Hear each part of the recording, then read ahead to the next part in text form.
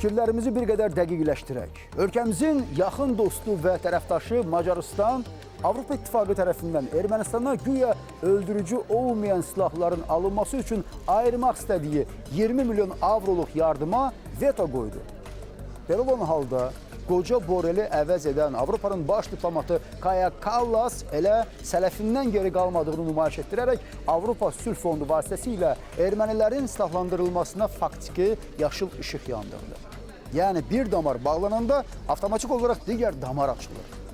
Ancaq rəsmi Budapeştin analoji yardım Azərbaycana da ayrılmalıdır prinsipial bəyanatından sonra Avropalılar ölkəmizdə mina probleminin həllinə digər mənbələrdən maliyyə ayıracaqları barədə vəd verdilər. Qısası, ermənilərə yardım bloklandı, Bakıya yardımın verilib-verilməyəcəyi isə ikili standartlar səbəbindən hələ ki böyük bir sual altındadır. Ancaq fakt faktlığında qalır.